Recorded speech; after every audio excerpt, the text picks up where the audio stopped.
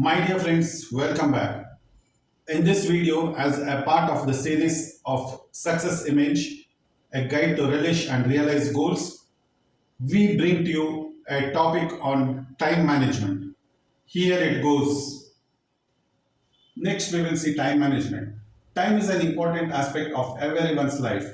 We all have a particular amount of time daily, whether it is for our professional pursuit, recreation, family, education, or other activities. A proverb coined by the 20th century British scholar C. Northcote Parkinson, known as the Parkinson's Law, points out that people usually take all the time allotted and frequently more time to accomplish any task. Parkinson's first law states that work expands to fill the time available for its completion. There are several ways to beat this Parkinson's law. One sure short way is to plan your time. In order to plan, note that you have to start the day and every day early. If you are not capable of it, then do not even think of Parkinson's law or anything that is said in this video. It will not help. I have seen many people who start late and hardly create an impression. Early bird gets the worms. John Race, a collection of English proverbs of the 1670. Time is the most important resource anyone has in life. The aspect of time is applicable to every human being and there is no running away from it. Every person has only 24 hours in a day and no force on earth can alter it. In order to get the cutting edge, you should be able to manage your time in the most efficient way possible. This is what time management is all about. It's about managing your time effectively and efficiently too. There are important things for you to do every day and there are urgent things to do. Time management is how well you will be able to classify important and not important things from urgent and not urgent things. In the process, you will handle important things efficiently when they are not urgent and prevent chaotic situation and crisis management. You set aside not urgent and not important things and plan them appropriately so that the important things are handled well ahead of them becoming urgent. As I said, you have to classify every activity in general as important and urgent, important and not urgent, not important and urgent, and not important and not urgent. Let us see the important and urgent activities. These activities are really pressing problems, deadline driven projects, handling crisis. It results in stress, causes burnout, and is always like firefighting. Who would like this? You must try and avoid getting into this situation. And when you have this situation, it always disturbs your peace and demotivates others working with you. As you continue, you shall lose support of your colleagues. Some occasions demand that such situations have to be handled by you, which may be due to mistakes of others. But it is possible to avoid them too when you start anticipating rather than reacting. When you start acting on activities when they are important and not urgent, you will eliminate them from entering this phase. Finally, a word of warning. Never get your activities here under any circumstances. Less than 5% of your activities that are not due to your own making but due to others' making could be entertained here by you only in the overall interest of the organization. Let me move on to important and not urgent activities. Here, the activities like prevention, developing capability, relationship building, recognizing new opportunities and acting on them, planning for a recreation, etc. are to be handled. By doing this, the true benefits are you develop and amplify your ability to be a visionary, striking a balance, following and encouraging discipline, and thereby establish control over your job. This is the most important part of time management. You must concentrate on these activities by giving 80% of your time. The activities here may be of short term, mid term, or long duration. The mid term and long term applies to middle management and senior management. For example, training your team to make them self-sufficient to increase productivity creates a win-win situation for you as well as your team. and the cross-functional peers. Apart from the above example, let me explain a process. It is when you have a special task to be undertaken which has not been performed by you or your team earlier. Here you will have to apply the Room-Eton decision making process at various stages. The Room-Eton decision making process is explained in brief earlier. For more details, you can check some references. Let us see the not important and urgent activities. When a colleague approaches you to seek your help, you have to consider to manage your relationship. Yes, sometimes you will be left with little choice. In order to manage his or her urgency, you must not let go of your priorities. You may have to guide him or her while at the same time ensuring you do not end up doing his or her part of the work for him or her.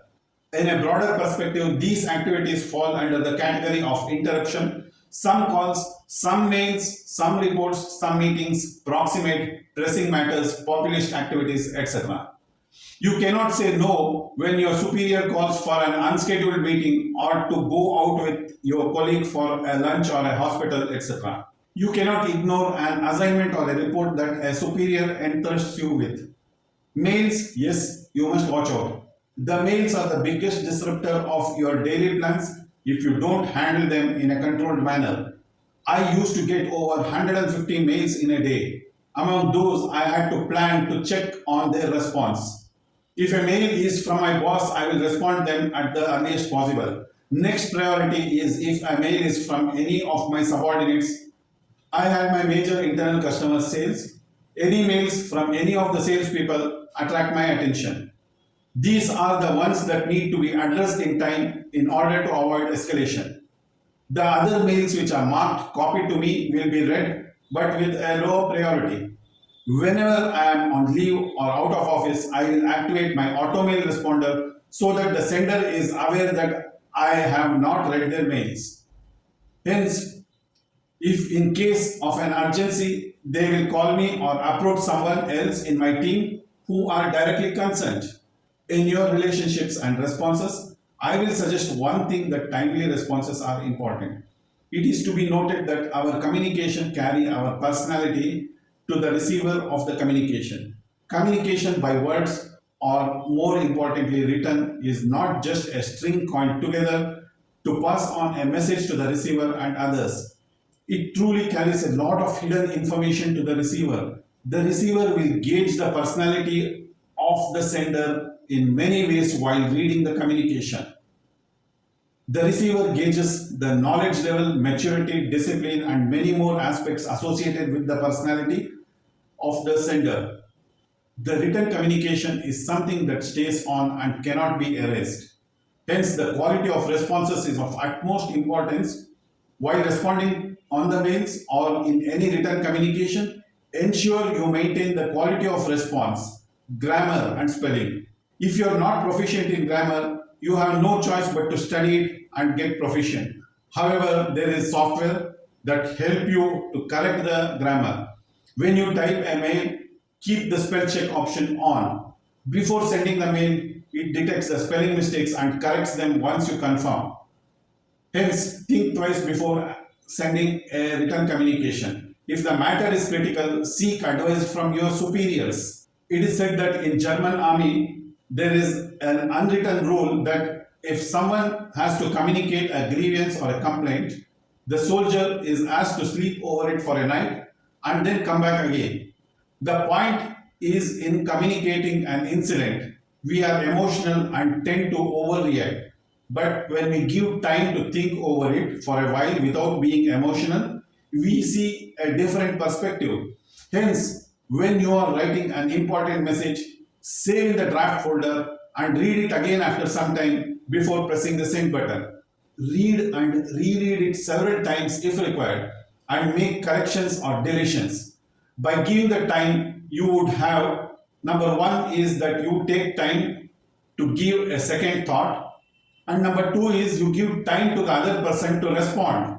Let us see the last one, the not important and not urgent activities. The easiest way to get distracted from work and goals is to indulge in any of the unimportant things. In this classification, you may indulge in some work which keeps you busy but not really important or urgent. Some unimportant mails, time wasters, present activities, phone calls, etc.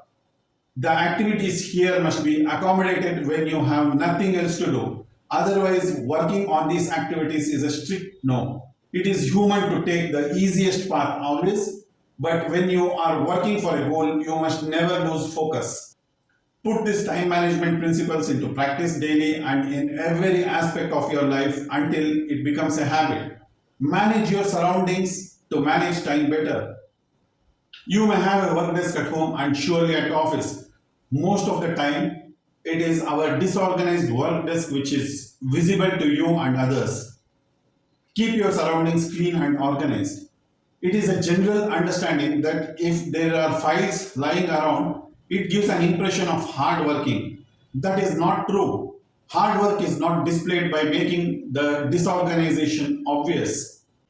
Instead, productivity and effectiveness are determined by being organized and producing results. You can have a roll top when you have guests visiting your office or your cubicle. If you have piles of files and paper to be handled, have shelving with addressable cubby holes and put your files in it. One of the ways to have a comfortable working is to have an L-shaped desk where you can put the reference files and have only the project files you are working on your desktop. If you can afford and the space provides for it, you can put the pile table in the back of you towards the wall. But maintaining an organized way of working will free you many ill feelings while at work and make you so comfortable that it benefits with unbelievable levels of time management and productivity. You may put the things you have to do in two piles.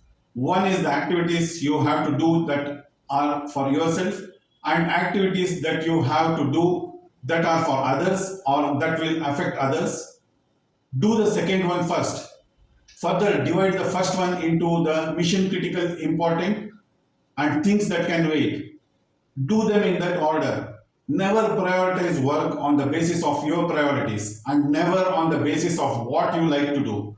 This is where people get into organizational problems. Always put your organization priorities and the priorities of the others on top. Friends, with this we come to the end of this video. We request you to press the like button and like the video in case you have liked this video. And for sure, subscribe to our channel, which is a great and enormous encouragement and motivation to us, which will help us in bringing in more and more videos. You can subscribe to the channel by pressing the link below this video or clicking on the subscription which will follow a little later in this video. Thank you.